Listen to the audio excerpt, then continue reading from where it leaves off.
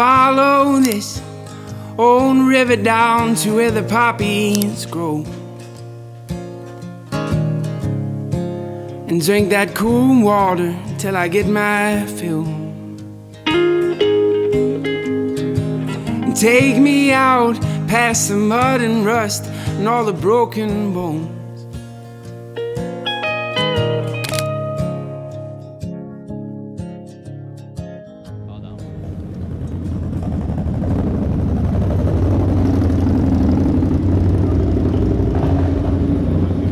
Not gonna be able to hear shit.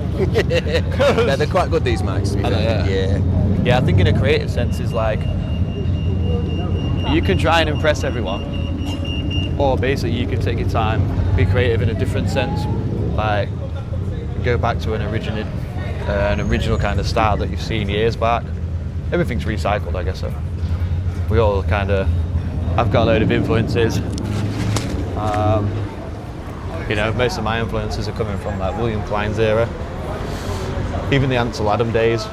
You know, it's not really similar to what I shoot, but I guess about it, you can apply it to stuff. Yeah. You know, like the William Klein and Annie Leibovitz, I won't probably be shooting medium format, but like I've always dreamed of doing that. So watching their guys work and then applying it to skateboarding, applying it to the cycling world now. I don't know, maybe it shocks people, or maybe they're just interested in it because they've never seen it. Some people probably don't like it. It is what it is, isn't it? Yeah.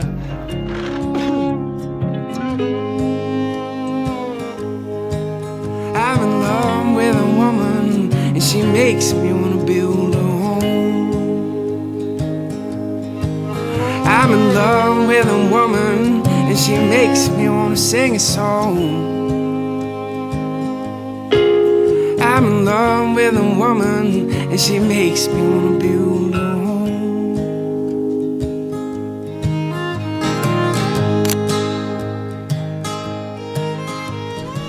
There's an interesting concept I was seeing about it where, you know, people, they generalize different parts of photography and, oh yeah, I'm a street photographer, I'm a fashion photographer. Like, yeah, okay.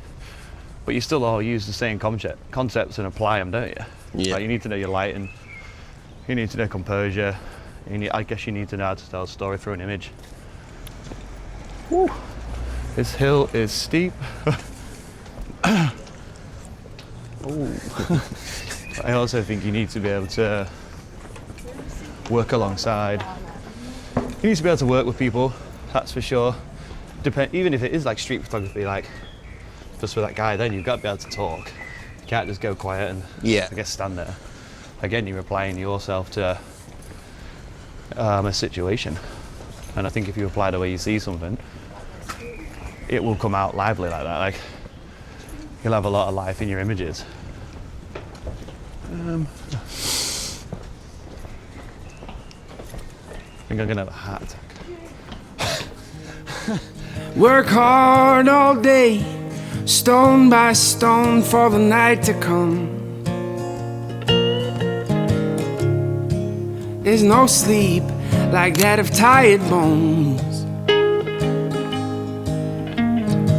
And rub my hands and whisper to me about tomorrow.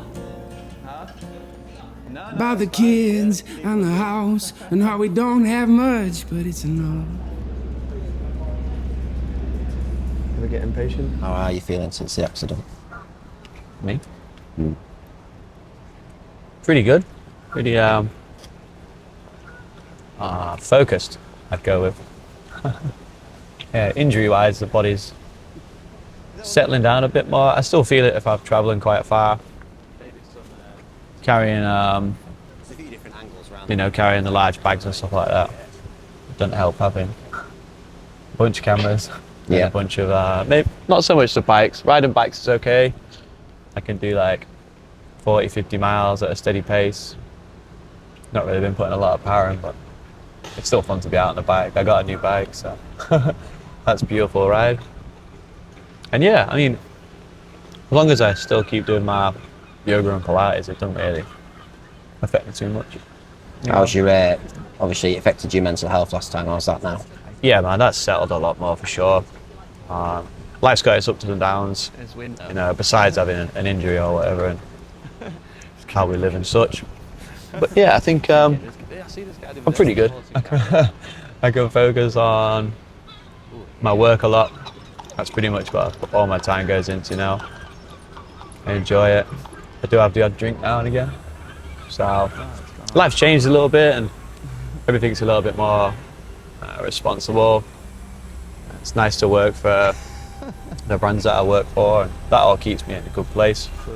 And yeah, people also help you do it, for sure. It's nice to have a lot of, like, to have praise for your work and such. I still think I'm striving to, you know, progress my work and make it better and better and stronger, but that comes with time. I'm happy to wait for that. Yeah. How is it? Obviously, you've been shooting for a long time. How is it now, after, what is it, 20 years? 20 years. How is it now that you're shooting for these big cycling brands? Like, how does it feel? It's surreal. So, like, I don't really like, giving things names or titles, but yeah, definitely like the imposter syndrome thing for sure. You know, and I don't think many people get opportunities that great or like that fast. So it's kind of shocked me, put me on the back foot a tiny bit. I do lose a little bit of sleep some days, depending on who I'm photographing and where I'm going. Like I'm going out to the Giro d'Italia, which is like the Italian version of the Tour de France. That's with Castelli, and that's World Pro, like a World Tour Pro. So I don't know. That's quite a difference from snapping people at Kent Street, isn't it? Yeah, just shooting some. I don't know, man, because like the reason I've been able to shoot, the pro cycling stuff, it's all come from like my skateboarding background and learning to frame and to document, being on the road a lot, which I think it's a different style to see in the professional cycling world. I do love your traditional work that's been shot for years at the tour and stuff. I wouldn't have, I've been influenced by it a little bit, but yeah, just applying my own kind of nitty-gritty, imperfection is perfection and stuff like that, and just different compositions. But yeah, I think some days I do think, like, oh my God, is my work going to be good enough? But I guess every artist is the same. Yeah. So if someone was to ask you, what do you do for a job, what would you say right now? I follow men around in tight clothing. No, I mean, like, if you was to give yourself a title, for example, like... Oh, it's a weird one to say. Yeah, I'm a professional photographer. Yeah, that's such a strange term to me now. I don't know. Yeah. Professional photographer. And you work with all four? I work for Colnago, a couple of cyclists individually, Joe Laverick still as a professional privateer. And then, with Castelli to cover both the gravel and the opportunity to go to the Giro, which is road tours. Yeah, road racing and such. Yeah. But I have my own, like, projects alongside it where I'm aiming to push more for portraiture and fashion, high fashion photography, probably within the next year or so. See where I can go. What is it that makes you want to do that? That's where I've always aimed, man. So like when I was a kid, I dreamt of being like, probably not like the high fashion people think about, Vogue and all that jazz, but being influenced by people like Annie Leibovitz, her work constantly covered, from being on the road and touring, Rolling Stones, and I kind of mimicked that through my life. I toured with bands and all that jazz when I was younger, and like now it's all coming to fruition and being used in the pro cycling. I kind of, you notice it in my work where there's little pushes of me still doing like the idealism of fashion or portraiture that brings out more of the opposite side of someone's life off the bike. Yeah. Which I think is a nice touch. A lot of photographers shoot the bike guys and the riders. I guess you can't get too close or personal with World Tour pros because their world's so involved in what they do. But if you can get time or get close enough to a rider, you can really show a different side to the life, which I think people enjoy to see. Yeah, definitely. Definitely through social media stuff as well. Yeah. Yeah, because from my point of view, anyone's point of view who just watches and who isn't involved. Yeah. It's just a case of they just train all the time. Do you know what I mean? There's nothing else to it. I mean, I'm sure they do train a lot, but there's a lot of training. There's a lot of, the discipline and the concentration on, bettering yourself all the time and the fight against. There's probably kids coming up there 10 years younger or 5 years younger, and they're probably thinking, oh God, like I still need to stay fast. And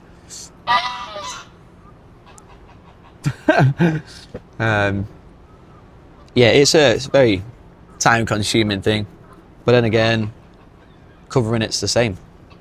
The time they spend on the bike, the time I spend on the camera, especially if I'm traveling with them, or we're doing trips and journeys, different races in different countries. Yeah, you're up early, into bed late. Riders are probably in bed 5 hours before I go to bed. Yeah. About the kids and the house and how we don't have much, but it's enough. I'm in love with a woman and she makes me want to sing a song. I'm in love with a woman and she makes me want to build a home. I'm in love with a woman, she makes me want to sing a song. I'm in love with a woman and she makes me want to build a home. So what made you choose Hasselblad? I wanted to, I don't know, actually, a good explanation would be that Hasselblad itself kind of chose me, but it sounds weird. I just kept having notions or like imaginations of images I'd want to shoot medium format.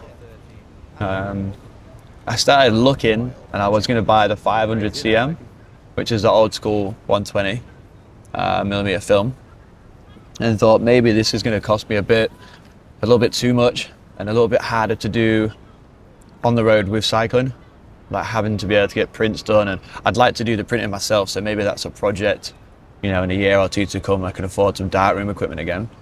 But yeah, I got lucky enough and the timing fell right. I got a payout from my injury, and my family helped me as well to purchase the setup I have now, which is the Hasselblad H5D with the 40 back on. For my portraits I use 120 macro lens just to get the depth and the closeness. I don't think it's too a traditional portrait lens, but it works for me and I enjoy the style. And I use the 28mm HCD, which is just fast. It's good for showing. It's the same as I shoot with my Canon really, so being able to document being in the cycling and around the riders, close to more close to that action, I guess. You really do have to get close sometimes with it. Composure, yeah, it really does help compose. Sometimes it looks a little bit too wide and a little bit skewed to your vision, I guess. But yeah, since I was a kid, I was pretty much obsessed with them. Oh, I mean, they look cool as well. Hasselblad have always looked cool. Yeah, they're very heavy. It's like carrying a baby around with you. I wonder if the newer ones are heavier. I think they're a lot lighter. Yeah. I don't know. I've always been a fan of using stuff that's not out of date, but behind its time. Combust. No, yeah, robust. Robust, that's the one. Yeah, I'd never go mirrorless, even if they paid me to. I've always you've got to have some sort of lens reflex. You can't hear it, it's not working, is it? But yeah, I mean, for what I do and being able to adapt using off-camera lighting, and I'm not going to tell you too much because that's just secrets being given away. But yeah, there's a lot of things I learned from the skating industry, bands and stuff like that, which I'm applying slowly to my work. There's a lot of ideas still that I've got coming, which I haven't shot yet, which I had the time to do, but slowly but surely it'll be coming through. Some portrait projects with the Hasselblad alone, and some studio-based lighting, which will be set up outside. So yeah, this is why I've chose the Hasselblad. Like I say, it chose me, I think. And I think it's advanced my work. I wouldn't say it's the camera that's done that, but it's the ability to be able to you use a different type of format, a different way of shooting. I guess you have to control your surroundings a little bit more, control your settings a bit better. No, like sort of average Joe could use it. I mean, you could set it up into auto mode and it'd probably shoot, but you'd notice it. Yeah. I think there's a difference there, yeah. And I think you have to use the right lens at the right time. I used to shoot 28mm a lot with the 1D. But you can get away with it, even for portraits, but with this type of thing, I think because there's so much detail and it's a bigger frame, it's a lot harder to really try and use one thing for everything. Yeah. You know, it's hard to do that, but when you have a little play and a swap, and you know, if you sat with someone who used them and they spoke to you about it, you'd be able to, yeah, smash it out. Apart from that, yeah, it wouldn't be the most fun camera. You'd be like, what is this thing doing? And your arms get tired. I mean, I've took a few photos on it today, and Yeah. it just feels, I don't know, it just feels like this is fucking serious. Do you know what I mean? Yeah. I don't know whether that's because mine's just really light and fucking plastic, do you know what I mean? And it's, I don't know. fucking They're nice. mostly like a studio camera. These are basically meant to be in a studio most of the time. Set up with strobe lighting, everything's controlled, tethered, which is being shot with a computer with a cable. But no, I think it's got something wholesome about it. I have my little dream camera, and now I get to shoot with it every day. Most days, anyway. Yeah, man.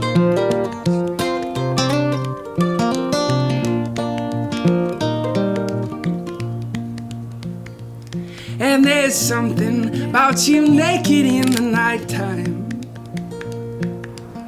Look so good, you know it should be a sin. Oh, there's something about you naked in the nighttime. Burn me up and burn me down again.